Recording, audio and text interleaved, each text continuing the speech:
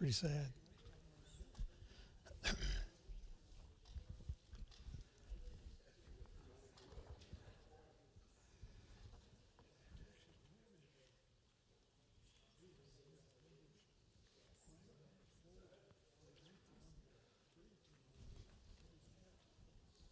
saw that.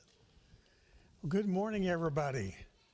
Welcome back. That's for those of you who survived Thanksgiving Day, and your ears can still function. Everybody's still coming in. So, before we get started, Dustin Baker, would you lead us in prayer?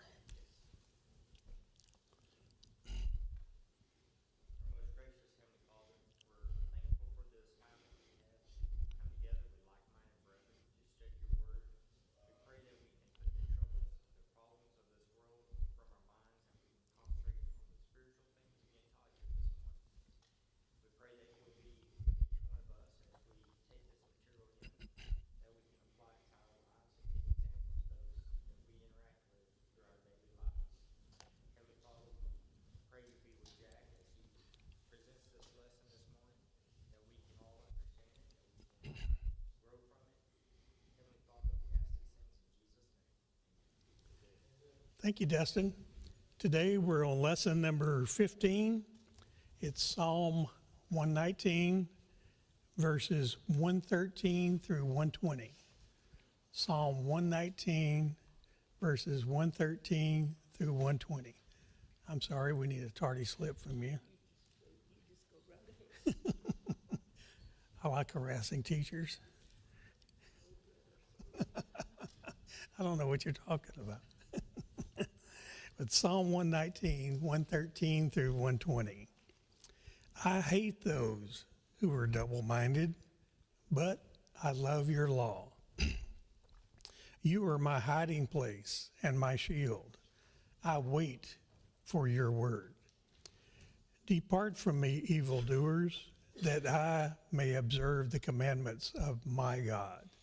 116. Sustain me according to your word, that I may live, and do not let me be ashamed of my hope. Uphold me that I may be safe, that I may have regard for your statutes continually. 118. You have rejected all those who wander from your statutes, for their deceitfulness is useless.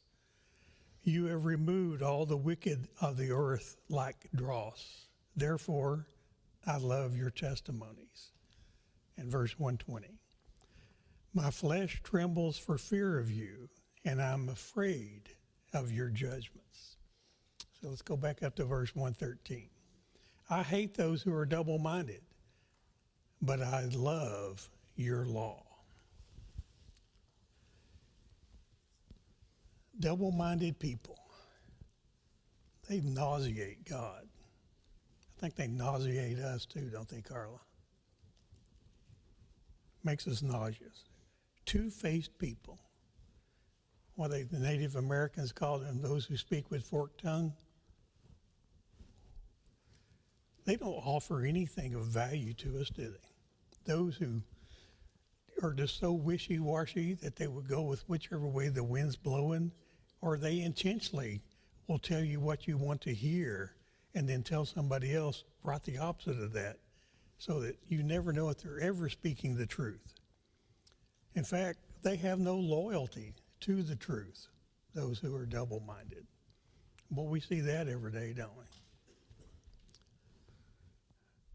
They hinder our lives in trying to be godly and trying to be good and trying to follow our God. They hinder us. They hamstring us. Well, the psalmist says that he has both hatred for these type of individuals because they are sinning, they are putting down God. But at the same time, he has love in his heart for God and God's law. We can be the same way, right, Don? We can have the hate for the evil that's in this world at the same time, love God, love God's people, love what God stands for, and love the truth. Jesus was the same way. What did he say about the lukewarm people in Revelation? Going to spit you out.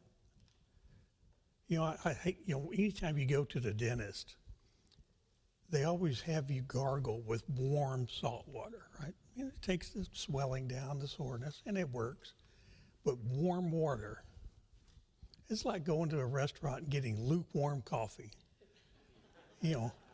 Coffee needs to be hot, right? Every now and then, a lot of these restaurants have gone to using carafes, so they constantly move around, they can sit them around. And most of them work pretty good.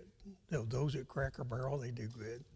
But some restaurants, it's like you just might as well have left the pot sitting out because by the time they come in and refill your cup, it's lukewarm. It doesn't taste good, does it? Well, it doesn't to God either. It's just lukewarm.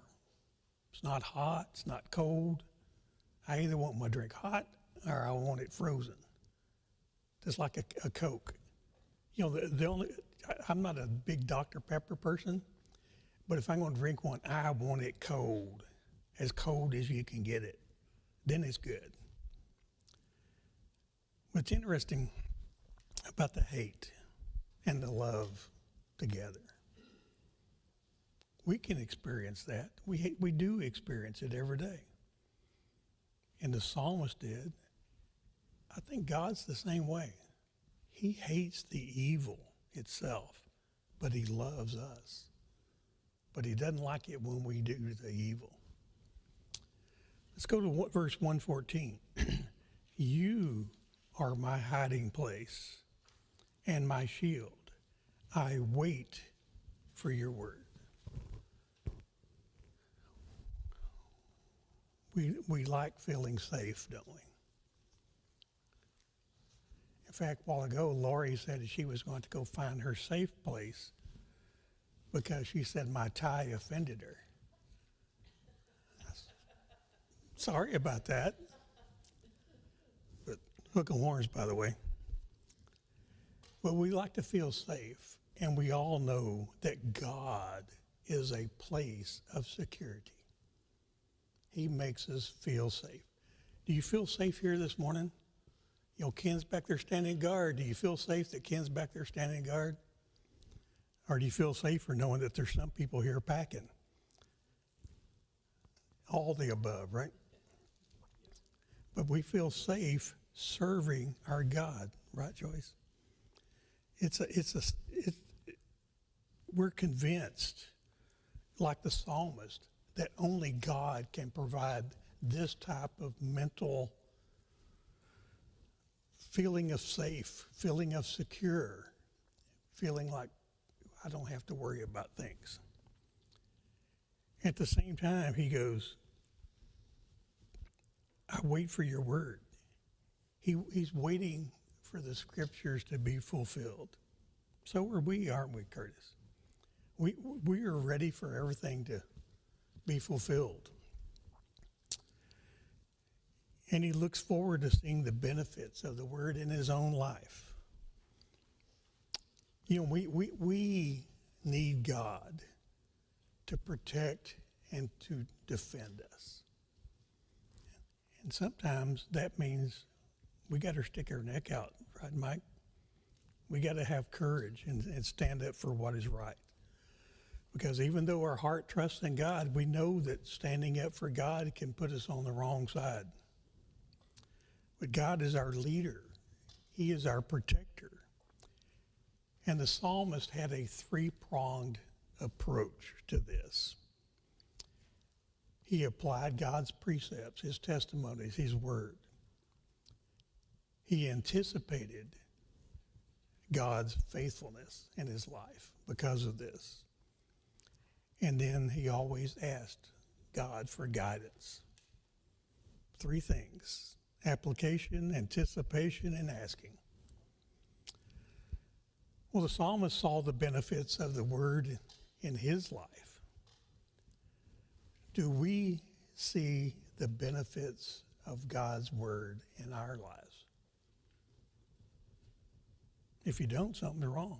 If somebody was to come in here this morning, cheap one, put in a good place, Hmm.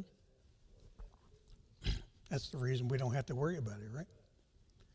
You know, if it happens, it happens. You know, we take security measures, but things happen. You know, you stick your neck out, that's what happens sometimes. Yep, exactly. So verse 115, depart from me, evildoers, that I may observe the commandments of my God. You know, the psalmist, along with, you know, who sets a good example for us, he gives himself to obedience and to a life with God. George?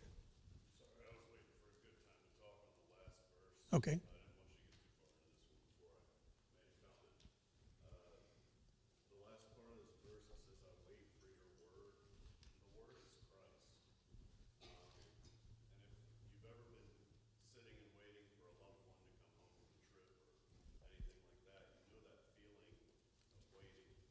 Your life gets busy and you're doing a lot all the time, every day. You're an adult with responsibilities.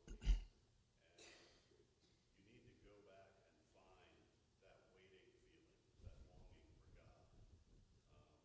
That's an important anchor of our faith, is that we are waiting for Christ to come back at all times. You make a good point that, you know, we're always waiting. We're always hopeful, right?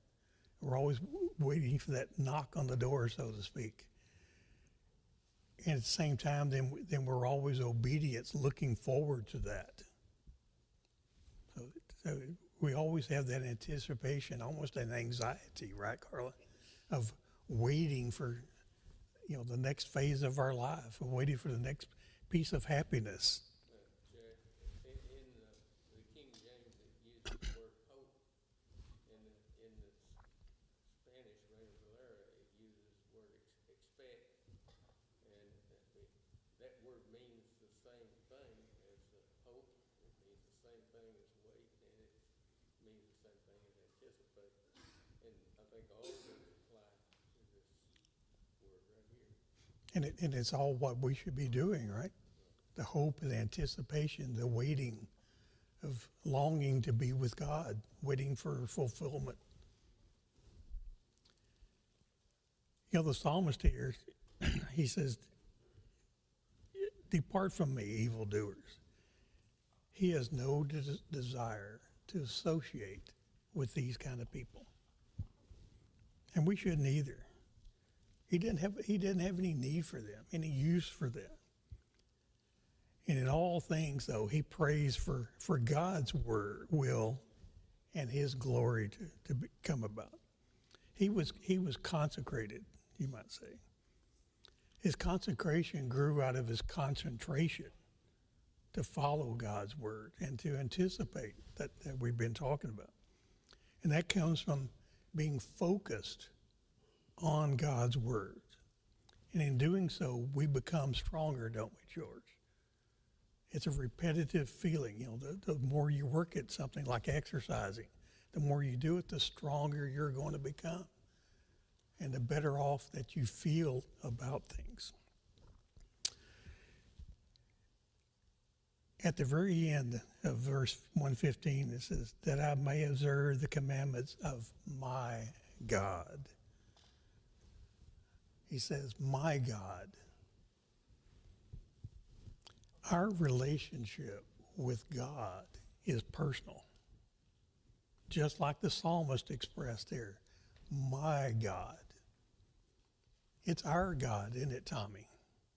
He's our God.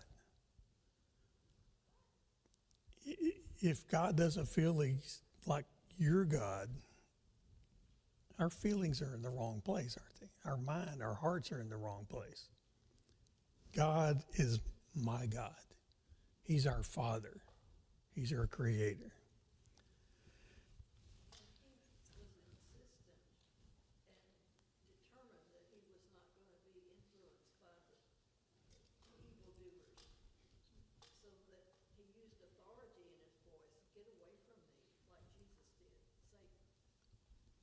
We have to do the same thing, don't we? In distancing ourselves from the evil that's around us, or exposing it, shining the light on it that we talked about Wednesday night, and exposing the evil. Verse 116, sustain me according to your word, that I may live, and do not let me be ashamed of my hope. God's word, it allows our souls to grow. How would they grow otherwise? There's no way, is there? God has created the right environment for us to grow. Tommy, when you plant your garden, you have to create the right environment for those tomatoes to grow, don't you? You know, you have to get everything just right and check the soil and fertilize and do all that stuff. Otherwise, you go out there and you water all you want to, you're just going to have a little shriveled up tomatoes, right? God has created the environment for us to grow. It's incumbent upon us to grow. He's taking care of everything else. The psalmist here is also, Liz? With the verse before, it's a contrast. I'm going to put away evildoers and I'm going to focus on God's word. It matters who you associate with. It does matter who we associate with, doesn't it? And what we focus on and what's important in our lives. If we allow ourselves to be influenced by evil, what do you think is going to happen to us, Mike? Well, it's the old saying, one rotten apple full of no matter. That's why we need to stay away from evil people, because they have more influence than you think. Yeah. And we see that in people around us. Yeah. Evil companionships corrupts good morals. Does it? Big time. We know it does, doesn't it? You know, there's no way that we will be ashamed when we understand and obey God's word. He goes, and do not let me be ashamed of my hope. Hope, we're not going to be ashamed of it if we follow God, are we, George? When we wait for God with anticipation, we're not going to be ashamed. These words, hope and unashamed, are linked in the scriptures over and over. And I'm thinking, I haven't run across it, doesn't it say, hope maketh not ashamed, or is it something, another word? You can't find it. Something for you to research this week. Okay. Anytime she asks me a question, I go, well, look it up.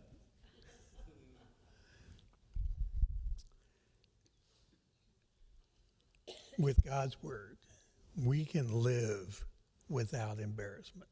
There's nothing to be embarrassed about, is there? We're not going to find ourselves in a mugshot on the post office wall if we're following God's word.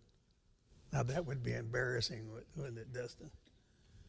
Find ourselves that way. You know, back growing up as a kid, I had an uncle that was a Greenville policeman. And he took me and my cousins on a little tour of the Greenville police, you know, especially the jail part. You know, that was a learning environment there. It's like, yeah, I don't want any part of this. But he was also the juvenile officer for the city of Greenville. So he kept track on all of us and the young kids and stuff like that. Pretty interesting. Then I had a teacher in high school whose husband was a Greenville policeman. And he thought it was always funny to pull me over in Greenville and embarrass me when it was just to say hi. But, you know, you're pulled over on the side of the road, the lights are flashing and all your friends are passing by. Well, you know how that goes. But no embarrassment. You know, when we are no longer able to change a situation, such as making sure we stay away from evil, we are challenged to change ourselves. That is, make sure that we're in alignment with God's Word. If we can't change the environment that we're in, we can certainly make sure we change ourselves to become more rock solid. Verse 117. Uphold me that I may be safe. There's our safe place again. That I may have regard for your statutes continually. The psalmist here, he wants, and we want, to be spiritually healthy so that we can be obedient. So that we're here this Sunday, Wednesday night, next Sunday, the next Wednesday, the next Sunday, the next Wednesday, and participating and being active, proactive. You know, God does not sustain his people by delivering us from every foe, from every adverse circumstance, and from every difficulty we face. But he does give us the spiritual discipline that life demands so that we can overcome. He's not going to take all the problems away. Job's a prime example of that, isn't he, Heath? Of things going on. But he does allow us to overcome, such that our attitude towards God's laws, like the psalmist here, compels us to obey them, to enjoy them, and to live by them. And that's what we want to do. That God delivers us from trials, in trials, and through trials. And we recognize that God helps us, but we don't always understand his methods. We would prefer everything to just be smooth, right? No problems in life, no issues. It's not going to be that way, is it? We're going to be tested till life ceases to be. If it was always smooth sailing, and we would never have the opportunity to make our choices. Exactly. If everything's always going right, or we're always in the right situation or whatever, then we're not ever gonna have to make a choice. And how easy would that be, and how wonderful would that be? But, you know, then we wouldn't have the choice to make godly decisions. It's an opportunity for us to learn, isn't it? And to reinforce our desire to be obedient toward it. The psalmist here talks about the statutes. That I may have regard for your statutes continually. He's pretty well saying, I don't want to lose the wonder of them while I work to obey them. I don't want to lose the wonder of God's word while I work to obey them. We don't want to get so wrapped around the axle on all the little details that we forget what a life with God is all about. Sometimes we take ourselves a little too seriously, don't we, Dana? And we get wrapped around the axle. Well, got to do this, got to do that, you know, especially this time of the year. This priorities, setting the right priorities. We can enjoy them. We can live by them. Verse 118. You have rejected all those who wander from your statutes, for their deceitfulness is useless. Boy, that strikes fear into you, doesn't it, Don? It's like a song when you sing, trust and faith, there's no other way. I've never heard that song. We have to confront the truth of this verse, don't we? That God will reject us. And becoming estranged from God doesn't happen just one day you're in tight and the next day you're not. It's a gradual process that we just slowly slip away. It's like untying your boat from the dock. After a while, the waves are going to carry it some which way, right? And usually not where you want it to be. You know, a point in time may come when we have crossed the point of no return and we've thrown our lives away. We have forfeited the opportunity for redemption with our God. Why? Because we have turned our back on him. He didn't turn our back on us.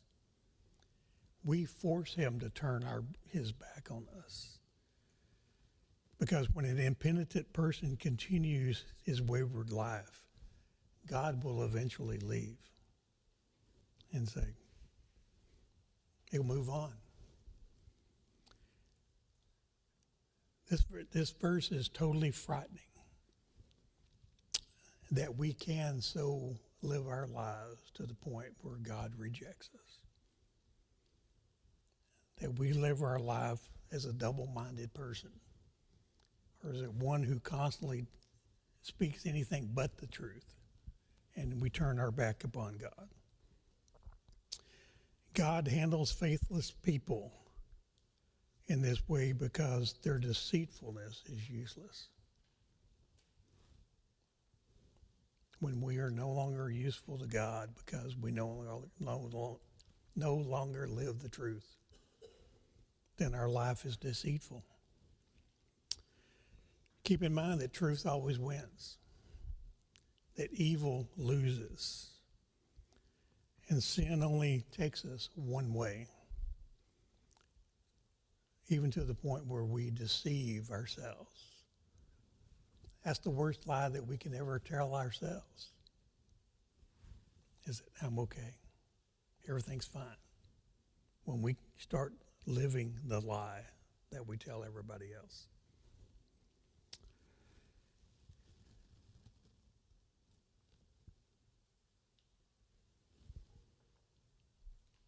You know, when we wander from God, it's usually because there's something enticing us. Fame, fortune, notoriety. So we have to ask ourselves, or tell ourselves, you know, we may lack the result, but do we want the lifestyle? We might lack all the things that we can get by turning our back on God. But do we really want that kind of lifestyle? Verse 119, Psalm 119, verse 119.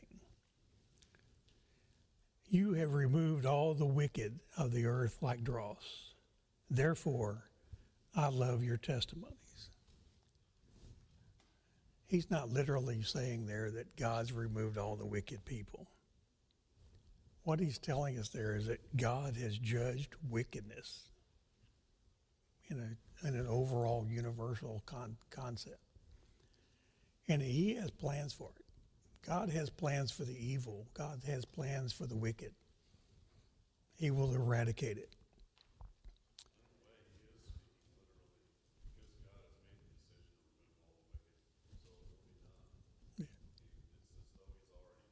Yep. We're just getting back to the anticipation that we talked about earlier, right? God will never change his view of sin. God's judgment goes for the past, goes for the present, and for the future. And the thoroughness of God's judgment will be evident one day. Gets us back to that fearing our God, doesn't it? It's a fearful thing to fall in the hands of the living God. What he says he means, and he means he says. We don't make a response that he requires of You've read ahead, didn't you? Verse 120. My flesh trembles for fear of you. That's what we were talking about, right, Don? And I am afraid of your judgments. You know, we should shudder with fear when we realize the extent of God's holiness and that he will hold us accountable. And he recognizes that God has an eternal judgment awaiting those who reject his word. Now, see, he also has a judgment for those who obey his word. And that's the good side. God will judge evil in a tragic and horrible way. We can turn our backs on God anytime we want. We can live any which way we desire. It's up to us. We get to choose. Keep in mind, there is a price to pay. Avoiding evil that Mary was talking about earlier. We avoid its influence. We avoid its philosophy that says it's okay. And we avoid its destiny. We got to avoid it. We avoid evil, we avoid its influence, its philosophy, and its destiny. Fear of God is healthy, isn't it? That involves reverence. It involves an awe. Involves respect. Cultivating a desire to honor him. It brings stability and control in our lives. And it's a deterrent to sin in our lives when we fear God. It's the way it ought to be, right? Have a healthy respect for our God. So let's talk some application. There's the tragedy of a divided mind. If you're the double-minded person, you're going to be without peace. That means there's not going to be any. Just misery. Because you're always having to lie to cover your lies. And nobody trusts you. You're going to be without truth and headed for ruin. You're going to be without fellowship with our God. And you're going to be setting the wrong example for everyone around you. And you won't have access to good examples because the good folks have distanced themselves from the evil in your life. And you're going to be without the faithfulness of our God and with others and even themselves, because these people can no longer even trust themselves. It's awful hard to stay astride of fence because you got to remember what I got to do with this button, what I got to do with this button, what I stay right here in the middle. And if you don't pick a position on things, you're going to work a lot harder to get through life than you will if you make your decision and stay focused on it. If you either serve God or you don't, but if you're trying to be in the middle, all you're doing is wearing yourself out where you're still not serving. Curtis was saying it's pretty hard to straddle the fence. Either we serve God or we serve evil. But when you can't make up your mind of which one you're doing, all you're doing is ripping your mind apart. It makes life pretty difficult. So let's talk about the next one, accessing God. You know, we have an opportunity to obey God. We do not want to lose the privilege of carrying out God's commandments. We have an opportunity to truly live a life of fellowship with our God. That's why we're here this morning. We have an opportunity to grow in God's Word. And you know, the goals of our hearts shape the outcomes of our lives. We've seen that every day, don't we? Whatever decision we make has an impact on our lives. Next one, when God moves on.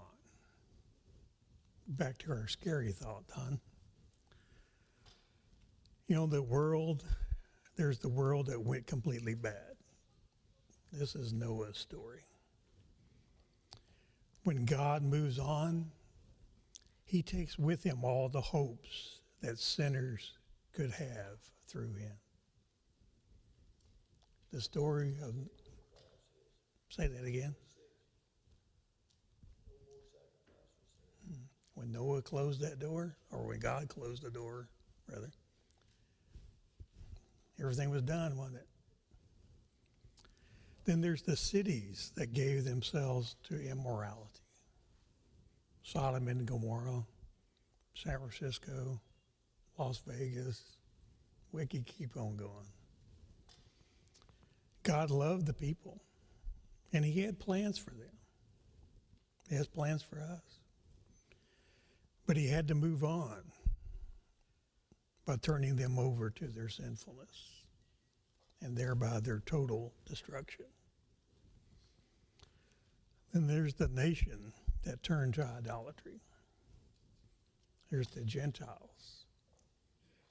The Jewish nation itself, how many times did they turn to idolatry and turn their back on God? God turned them over to their depraved minds and moved on, or he punished them. 70 years in captivity is a long time, isn't it? Then there's the man whose heart became hardened. We think of Pharaoh,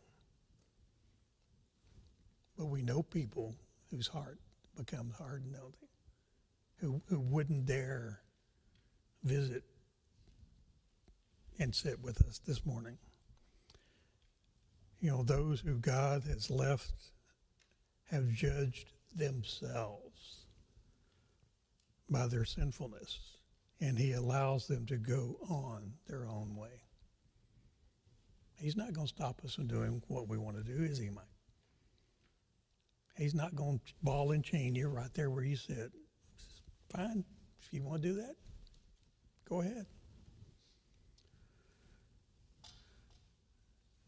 The second part. It's hard to think about this situation where God is not in the middle anymore. And we do ourselves a disservice if we don't apply these times to ourselves. Look around and see, is God still here? She was saying we do ourselves a disservice when we do not apply this to our lives. And how many times would we ourselves look around and say, is God still here? With the circumstances that you find yourself in. Part two of when God moves on. It leaves a person without guidance. When God moves on, he turns us over to the decisions we have made. To suffer through the consequences of these decisions and to die with those decisions. It leaves us without grace. When we reject God's word, we reject God's grace.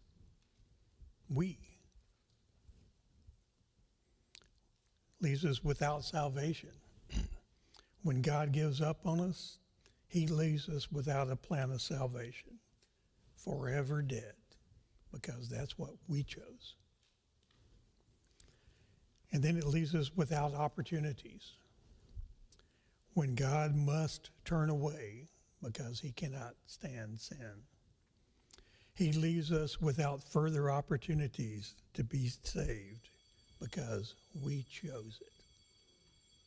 if we've turned our back on God, if we don't leave our hearts open for Him, we chose that destiny. But the one good thing, he's always there. If we decide to change, He is always there. And that's part of the fear in it, and the respect. You know, we have ever-present needs. I missed something there. Yeah. We need divine strength. We need, our minds and bodies require divine sustenance, the Word. We need divine guidance. We can never outgrow our need for divine guidance.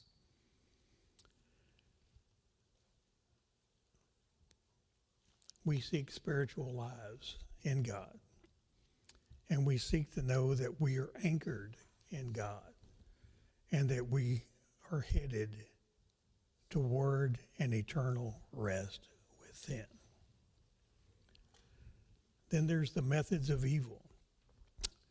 There's the opposition of wickedness. The heart of deceitfulness is in opposition to God and is in opposition to Christians. There's the darkness of falsehoods. Deception is Satan's master plan of operation to get us to okay the lie, to believe the lie. We see that every day. We see that evil has a worthlessness of purpose, this total deceitfulness all the time. So the lesson there is, don't be the moth drawn to the flame, being irresistibly attracted to something that is ultimately destructive. So our takeaway is the fear of God. It's a wholesome fear. The fear of God includes a wholesome respect.